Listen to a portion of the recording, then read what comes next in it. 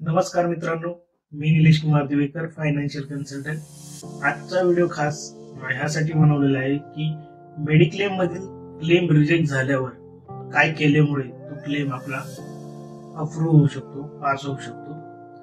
तर मित्रांनो, गेल्या 8 वर्षापासून मी हा व्यवसायात पूर्ण वेळ काम करत आहे। 200 पेक्षा जास्त क्लेम सेटल केलेले त्याचा अनुभव आहे। मी आता तुम्हाला माझ्या रिसेंटली 3 केस झालेले आहेत। मागच्या वर्षामध्ये 3 केस आहेत त्याचा स्टडी सांगणार आहे। त्याच्यावर जे रिजेक्ट झालेले क्लेम मी कसे पास करून आणले ते तुम्हाला माहिती देणार आहे। केस स्टडी नंबर 1 आहे। माझे एक क्लायंट होते, एप्रिल 2024 ला हिप रिप्लेसमेंट सर्जरीसाठी ऍडमिट झाले होते। कॅशलेस मध्ये क्लेम केला होता, पण इन्शुरन्स कंपनीने डिनाय केला। कारण काय होतं की जो काय आजार आहे हा तो पॉलिसी घेण्या आधीचा आहे किंवा पॉलिसी घेतल्यानंतर झालेला आहे हे त्यांना समजत नव्हतं। त्यामुळे त्यांनी रिम्बर्समेंट मध्ये तुम्ही पूर्ण पेपर घेऊन अप्लाय करा म्हणून सांगितलं। कस्टमरचं ऑपरेशन झाल्यानंतर मे मंथच्या फर्स्ट वीक मध्ये आम्ही ती क्लेम फाईल सबमिट केली आणि 25 मेच्या आसपास तो क्लेम रिजेक्ट झाला असा मेसेज आला कस्टमरला। मग हा क्लेम रिजेक्ट झाल्यानंतर करायचं काय, तर मुळाशी जाण्याचा प्रयत्न केला। इन्शुरन्स कंपनीशी कॉन्टॅक्ट केला, क्लेम डिपार्टमेंटला तुम्ही क्लेम का रिजेक्ट केला त्याचा एक्झॅक्ट रिझन। तिथं गेल्यानंतर असं कळलं की त्यांना काही क्लॅरिफिकेशन कळत नव्हते आणि त्यांच्या रिक्वायरमेंट होत्या। तर मग त्यांच्या जे काही रिक्वायरमेंट होत्या त्या मी कस्टमरशी कोऑर्डिनेट करून डॉक्टरांकडून ते लेटर, त्याची काही क्वेरीला रिप्लाय होते ते सगळे प्रॉपर दिले। त्यानंतर 2-3 वेळा क्वेरी येत होत राहिल्या, आम्ही त्याला रिप्लाय पाठवत गेलो, पण फॉलो कंटिन्यू चालू होता। आणि करंटली गुड न्यूज की ह्या महिन्यात तो क्लेम सेटल झाला। तो क्लेम जवळपास 5 लाखाच्या पेक्षा जास्त अमाऊंट तो सेटल झालेला आहे।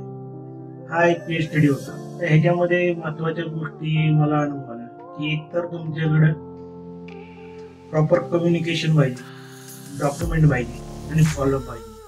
डॉक्युमेंट, इन्शुरन्स कंपनी जे काही डॉक्युमेंट मागेल ते तुम्ही त्याला प्रोव्हाइड करणे गरजेचे आहे, परत ते त्यांचा डिसिजन घेऊ शकतो। एखादा क्लेम रिजेक्ट झाला तर का झाला याचं प्रॉपर कम्युनिकेशन पाहिजे, त्याचं कारण शोधलं पाहिजे आणि ते कारण कळल्यानंतर त्यावर आपण काय करू शकतो आणि त्या पद्धतीने आपण जर त्यांना जे काही गोष्टी त्या कारणाला म्हणजे काही गोष्टींमुळे तो क्लेम रिजेक्ट झाला कारण काय आणि त्यासाठी आपण ते कारणाचं स्पष्टीकरण जर प्रॉपर दिलं, कम्युनिकेशन प्रॉपर केलं की ह्या गोष्टी माणसाचं घडलेलं आहे, जर प्रॉपर कम्युनिकेशन केलं तर तो एक बाजू त्यांना आपली कळते कस्टमरची।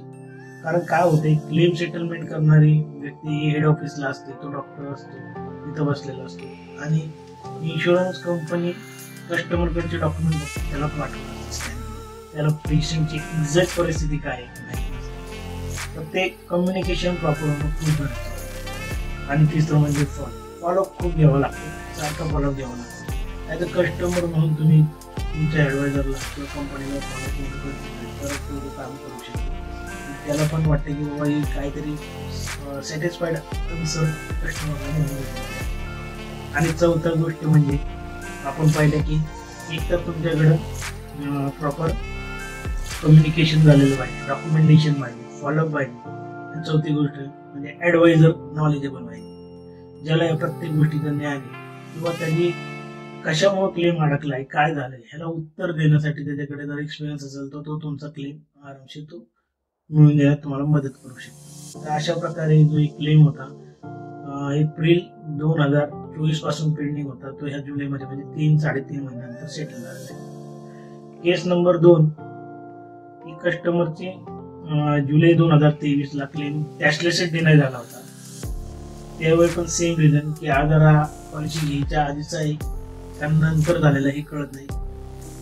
रिम्बर्समेंटला अप्लाय केल्यानंतर पुन्हा क्लेम रिजेक्ट का रिजेक्ट झाला फाइंड आउट केलं, बरेचसे डॉक्युमेंट क्वेरीला रिप्लाय दिले, कंपनी शेवटी रिजेक्ट केला।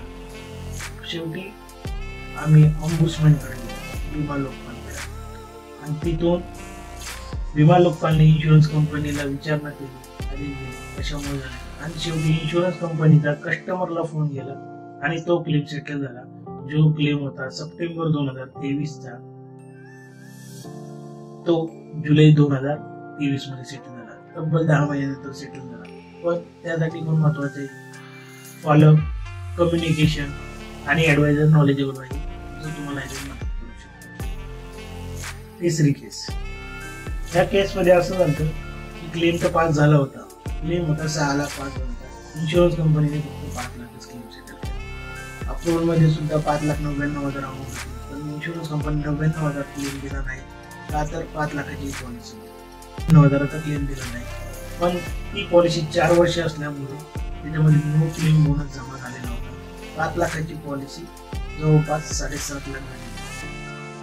ही जी गोष्ट होती इन्शुरन्स कंपनीच्या लक्षात आणून दिली, प्रॉपर लेटर लिहून कम्युनिकेशन करून की तुम्ही कस्टमरची पॉलिसी आता 7.5 लाख आहे, तर तुम्ही 5 लाखाच्या ड्रायव्हरचे 99,000 सुद्धा त्याला दिले पाहिजे. इन्शुरन्स कंपनी सिस्टीम मध्ये प्रॉब्लेम आहे, आमच्या इथं IT एरर आहे, अशी बरीच कारणं सांगून करतो म्हणून 2-3 महिने घालवले. पण फॉलोअप हा खूप महत्वाचा आहे. कंटिन्युअस 2-3 महिने फॉलोअप घेत राहिलो आणि शेवटी तो क्लेम सुद्धा कस्टमरला मिळाला. तर ह्या 3 क्लेम मध्ये मी पुन्हा सांगेन महत्वाच्या गोष्टी क्लेम सेटलमेंट करण्यासाठी डॉक्युमेंटेशन, कम्युनिकेशन प्रॉपर पाहिजे. कम्युनिकेशन एक तर तुम्ही लेखी दिलेलं पाहिजे.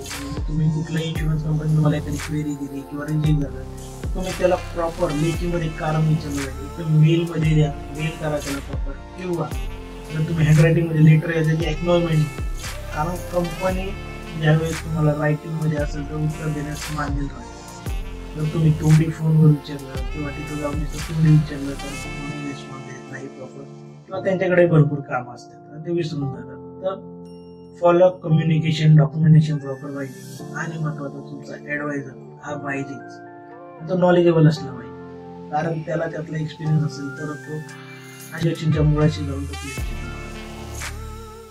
तर मित्रांनो, आणखी काही जर तुमच्या हेल्थ इन्शुरन्सच्या क्लेम संदर्भात काही क्वेरी असतील तुम्ही मला नक्की मेसेज करा, फीडबॅक द्या, नक्की त्याचं तुम्हाला उत्तर देईल.